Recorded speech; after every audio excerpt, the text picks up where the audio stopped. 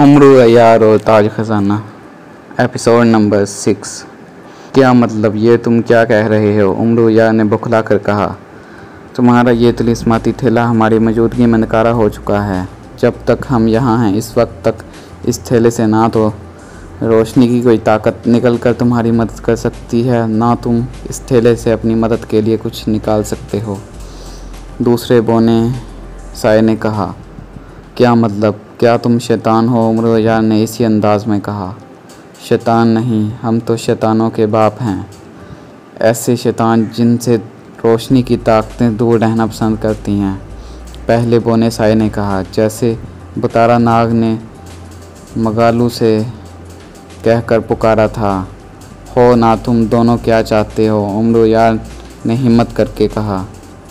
इसके चेहरे पर गुस्से और तशवीश लहराने लगी थी कि वो शैतानों की कैद में हैं। हमारे सामने इकरार कर लो, तुम काली मलका के ग़ुलाम हो और वो तुम्हें जो भी काम करने का हुक्म देगी तुम इसका हर हुक्म पूरा करोगे।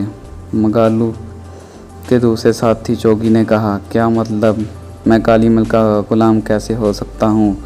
और मुझे क्या ज़रूरत है कि वो मुझे हुक्म दे और मैं इसका हर हुक्म मानूँ? उम्र यार ने मुँह बनाकर कहा। अगर तुमने हमारी बात ना मानी तो फिर हम तुम्हारा भयानक हश्र करेंगे। मगालू ने कहा। क्यों, मेरा क्या कसूर है जो तुम मेरा भयानक हश्र करोगे? कहाँ है तुम्हारी काली मलका? बुलाओ उसे, मैं इससे बात करना चाहता हूँ। वो मुझे धोखे से यहाँ लाई है। मैंने जिस नाग को हलाक किया था मुझे मालूम हो गया है कि वो इसका बेटा नहीं था। इसने मुझे अपने जाल में फंसाया है। बुलाओ उसे अभी और इसी वक्त बुलाओ। उम्र यार ने रसीले लहजे में कहा। वो यहाँ नहीं आएगी, बल्कि तुम्हें इसके पास जाना पड़ेगा। चोगी ने करगत लहजे में कहा। ठीक है, मुझे इसके पास ले चलो। उम्र यार ने फ़ौरन हामी भरते हुए कहा। ऐसे नहीं, पहले तुम हमारे सामने इकरार करना पड़ेगा कि तुम काली मलका के ग़ुलाम बनकर रहोगे और वो तुम्हें जो हुक्म देगी तुम इसका हर हुक्म मानोगे। मगालू ने पहले वाले अल्फाज दोहराते हुए कहा। इसके लहजे में बेपनाह सख्ती थी। नहीं, मैं इस बात का इकरार नहीं करूँगा। मैं आज़ाद इंसान हूँ, मैं किसी का ग़ुलाम बनकर नहीं रह सकता। उम्र यार ने रसीले लहजे में कहा। तुम्हें काली मलका का ग़ुलाम बनना ही पड़ेगा। उम्र यार, चोगी ने चीख कर कहा। क्यों, ज़बरदस्ती है क्या? उम्र यार ने इसी अंदाज में कहा। हाँ, ज़बरदस्ती ही समझो। अगर तुमने हमारे सामने इस बात का ऐलान ना किया कि तुम काली मलका के ग़ुलाम हो तो इसके हर हुक्म के पाबंद हो तो हम तुम्हारा भयानक हश्र करेंगे। तुम्हें तरह तरह के अज़ाब और शदीद तरीन अज़ियतें देंगे जिसका तुम तसव्वुर भी नहीं कर सकते। मगालू ने गड़ाहट भरे लहजे में कहा। मुझे ऐसा कोई कसूर तसव्वुर करने का शौक़ भी नहीं है। उम्र यार ने मुँह बनाकर कहा। तो करो इकरार कि तुम काली मलका के ग़ुलाम हो। चोगी ने कहा। उम्र यार के कुछ कहने के लिए मुंह खोला, लेकिन फिर इसने कुछ सोचकर होंठ बेंच लिए, जैसे इसने इन्हें किसी बात का जवाब ना देने की कसम खा ली हो। मुझे जवाब दो उम्र यार, क्या तुम काली मलका के ग़ुलाम बनोगे या नहीं? मगालू ने चीख कर कहा। लेकिन उम्र यार ने इसकी बात का कोई जवाब ना दिया। तुम खामोश क्यों हो गए हो? बोलो, जवाब दो। चोगी ने भी चीखते हुए कहा। लेकिन उम्र यार खामोश था। लगता है ये ऐसे नहीं मानेगा। मगालू ने चंद लम्हे खामोश रहने के बाद घबराते हुए कहा। तो फिर अपना काम शुरू करें। चोगी ने कहा। हाँ, अब इसके सिवा कोई चारा नहीं है। हमें हर हाल में इससे इकरार कराना है कि ये काली मलका का ग़ुलाम है और बस। मगालू ने कहा। ठीक है, तो फिर मैं शुरू करता हूँ। चोगी ने कहा। ये तुम क्या बातें कर रहे हो? क्या शुरू करने लगे हो तुम? उम्र यार जो खुशी से इसकी बातें सुन रहा था, इसने तेज़ लहजे में कहा। इनकी बातें सुनकर इसे ना जाने क्यों बेपनाह खौफ सा महसूस होने लगा था, जैसे वो दोनों इसके ख़िलाफ़ कोई भयानक मंसूबा बना रहे हों।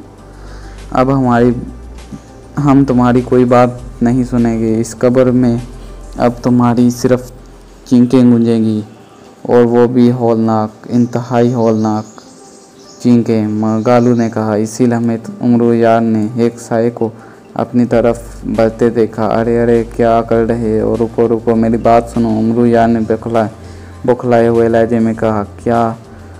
साय ने इसकी बात कर कोई जवाब ना दिया। इसके जिस्म पर बांधी हुई जंजीरों को छुआ और हाथ पीछे हटा लिया। इसे हाथ पीछे हटाते देखकर उमरू यार को सुकून आ गया। उसी लम्हे इसने कब्र में सुर्ख रंग की रोशनी फैलती देखी। सुर्ख रोशनी? ये सुर्ख रोशनी कहाँ से आ रही है? उमरू यार ने हैरत भरे लहजे में कहा। इसने सर उठाकर अपने जिस्म की तरफ देखा और फिर ना चाहते हुए भी खौफ से इसके मुंह से चीख निकल गया। इसने जो सुर्ख रोशनी देखी थी वो इसके जिस्म पर बंधी हुई जंजीरों की थी, जो तेज़ी से सुर्ख होती जा रही थी। और फिर उमरू यार को अपना जिस्म पूरी तरह से जलता हुआ महसूस हुआ। इसे यूँ महसूस होने लगा जैसे जंजीरें गर्म होकर इसके जिस्म में घिसती चली जा रही हो। इसके मुंह से निकलने वाली तेज़ चीखें इंतहाई तेज़ हो गई। उधर शहंशाह अफराज़ेब और मलका हैरत जादू एक कुएं की गहराई में मौजूद थे। ये इंतहाई तरीक कुआं था। कुआं खुश्क और सदियों पुराना था। कुएं के औसात में एक बड़ा सा स्तून बना हुआ था जो ऊपर से कटा हुआ था और बेहद मस्त था। स्तून के ऐन दरमियान में एक इंसानी खोपड़ी पड़ी हुई थी। इस खोपड़ी का रंग स्याह था। स्याह होने की वजह से ये खोपड़ी अंधेरे का ही जुज़ू दिखाई दे रही थी। शहंशाह अफराज़ेब खोपड़ी के मुंह की तरफ खड़ा था, जबकि मलका हैरत जादू इसकी दूसरी तरफ खड़ी थी। दोनों की नज़रें इस खोपड़ी पर यूं जमी हुई थी जैसे अंधेरे के बावजूद वो इस खोपड़ी को बखूबी देख सकते थे। खोपड़ी के गिर्द सफ़ेद रंग का दायरा बना था। सामरी रूह, मैं अपनी बीवी मलका हैरत जादू के साथ तुमसे खुसूसी मुलाकात के लिए आया हूँ। हमारे सामने ज़ाहिर हो जाओ। मलका अफराज़ेब मुसलसल ये अल्फाज दोहरा रहा था। इसने जैसे ही छठी बार ये अल्फाज दोहराए, अचानक खोपड़ी की आंखें रोशन हो गई। इसकी आंखों में दो सुर्ख बल्ब से जल उठे। सुर्ख बल्ब, फिर ये सुर्ख रोशनी हर तरफ फैल गई। रोशनी ने न सिर्फ शहंशाह अफराज़ेब बल्कि मलका हैरत जादू समेत सारे कुएं को ही सुर्ख करके रख दिया था। ऐसा लग रहा था जैसे कुआं और वो दोनों सुर्ख रंग के खून में डूब गए हों। फिर खोपड़ी के मुंह से अचानक घरा धुआं निकलना शुरू हो गया। धुआं तेज़ी से खोपड़ी के सिर की तरफ बुलंद होकर एक जगह जमा होता जा रहा था। देखते ही देखते इस धुएं ने एक इंसानी साए का रूप धार लिया और फिर वो साया गायब हो गया। अब स्तून पर एक इंसानी साए का अक्स दिखाई दे रहा था जिसकी आर पार आसानी से देखा जा सकता था। इसी लम्हे अक्स ने हाथ बढ़ाकर स्तून पर पड़ी हुई खोपड़ी उठाई और अपने सर पर रख ली। जैसे ही इंसानी अक्स ने खोपड़ी सर पर रखी, इसी लम्हे इंसानी अक्स की गोल गोल और आंखें चमक उठीं। इसकी आंखें बेपनाह सुर्ख रंग की थी। इस इंसानी अक्स को देखकर मलका हैरत जादू और शहंशाह अफराज़ेब ने बेअख्तियार सर झुका लिए। इसी लम्हे माहौल बहेरिए जैसी खौफनाक राहटों की आवाज़ों से गूंजने लगा। ये आवाज़ें इसी इंसान अक्स के मुंह से निकल रही थी। तिलिस्म होशरबा का शहंशाह अफराज़ेब सामरी जादूगर की रूह को सलाम पेश करता है। शहंशाह अफराज़ेब ने बड़े मोदबाना लहजे में कहा। तिलिस्म होशरबा की मलका हैरत जादू का भी सामरी रूह को सलाम। मलका हैरत जादू ने भी मोदबाना लहजे में कहा। क्यों आए हो दोनों एक साथ, क्या चाहिए? सामरी रूह ने घबराहट भरी आवाज़ में कहा। हम सामरी रूह से मदद मांगने आए हैं। उम्मीद है सामरी रूह हमारी मदद करने से इनकार नहीं करेगी।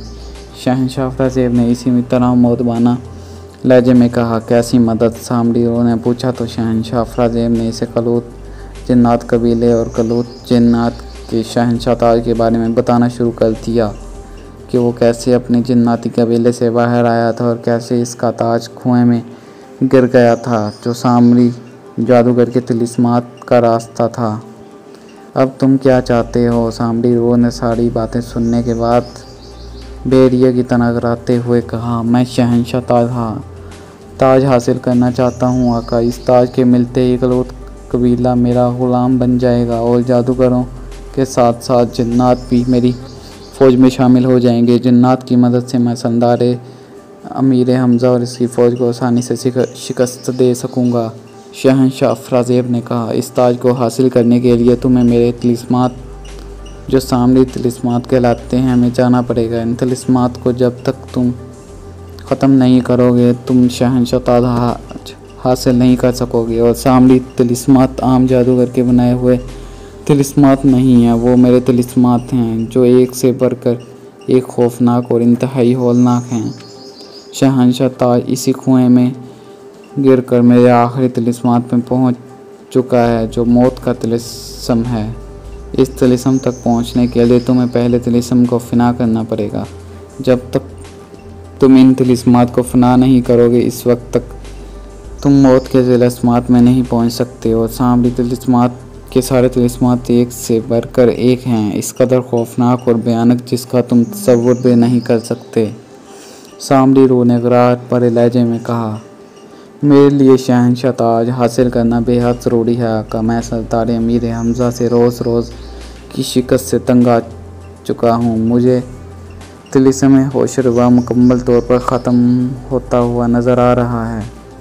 अगर मैंने जल्द से जल्द सरदार अमीर हमज़ा और इसकी फ़ौज को शिकस्त ना दी तो वो तिलिस्म होशरुबा में घुस आएंगे, और अगर वो तिलिस्म होशरुबा में दाखिल हो गए तो फिर मैं तो क्या आप भी इन्हें आगे बढ़ने से नहीं रोक सकेंगे और वो आसानी से तिलिस्म होशरुबा को सर कर लेंगे। शहंशाह अफ़राज़ेब ने अफसोदा लहजे में कहा, हाँ मैं देख रहा हूँ सरदार अमीर हमज़ा की फ़ौज तुम्हारी फ़ौज पर भारी पड़ रही है और तुम इससे मुकम्मल तौर पर कई बरसों से शिकस्त से दो चार हो रहे हो, जिससे तुम्हारी ताकतें भी घटती चली जा रही हैं और तुम्हारा तिलिस्म होशरुबा भी कमज़ोर हो रहा है।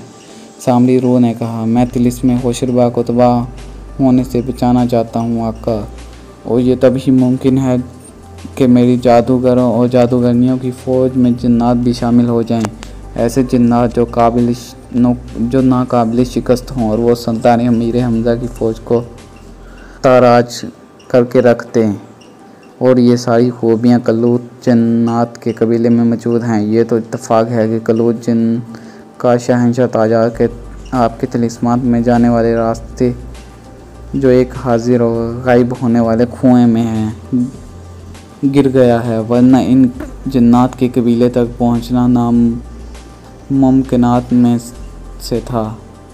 अब मुझे मौका मिला है कि मैं शहंशाह ताज को अपने कबीले में कब्ज़े में कर लूं और अपने सर पर रख कर कलूत कबीले के जिन्नात का सरदार बन जाऊँ। ऐसा हुआ तो फिर मैं आपको यकीन दिलाता हूँ कि सरदार अमीर हमज़ा और इनकी फ़ौज का ख़ात्मा होना यकीनी है। इन जिन्नात की मदद से मैं दिनों में सरदार अमीर हमज़ा की सारी फ़ौज को ख़त्म कर दूँगा और फिर इन तमाम जिन्नात को मैं तिलिस्म होशरुबा में फैला दूँगा। ये वो सब तिलिस्म होशरुबा की हिफाजत करेंगे।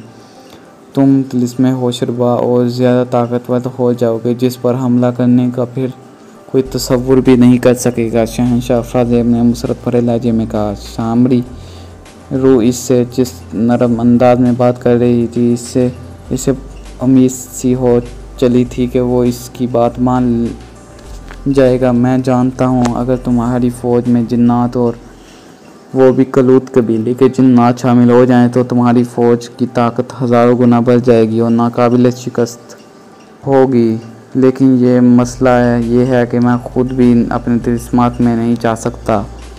वो तिलिस्मात मैंने अपनी उम्र भर की कमाई और बड़े बड़े ख़जाने महफूज रखने के लिए बनाए थे। अब चूँकि मैं ज़िंदा नहीं हूँ इसलिए मुझे इन ख़जानों की ज़रूरत नहीं।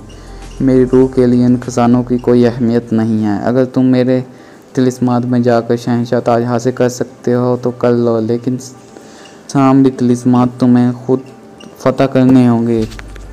तुम इन तिलिस्मात को सिर कर सकोगे या नहीं इसके बारे में मैं तुम्हें मेरे पास बताने के लिए कुछ भी नहीं है। ना ही मैं तुम्हें ये बता सकता हूँ कि वो तिलिस्मात क्या हैं, इन तिलिस्मात के तिलिस्म चिकन क्या हैं। अलबत्ता मैं तुम्हें ये ज़रूर बता सकता हूँ कि सामरी तिलिस्मात की तादाद 7 है। ये तिलिस्मात मैंने इस अंदाज में बनाए हैं कि इन्हें कोई अकेला इंसान या जिन पता नहीं कर सकता। इसके लिए दो अफराद का होना ज़रूरी है, जिनमें एक जादूगर हो और एक दूसरा ऐसा इंसान जो जादूगर की ऐबत भी ना जानता हो, लेकिन वो जादूगर का सबसे बड़ा दुश्मन हो और अपनी ज़िंदगी में कम से कम 100 जादूगरों और 100 जादूगरनियों को हलाक कर चुका हो। मेरे दौर में ऐसा कोई इंसान नहीं था जिसने कभी किसी जादूगर या जादूगरनी से मुकाबला किया और उसे हलाक किया हो। इसलिए मेरे ख्याल में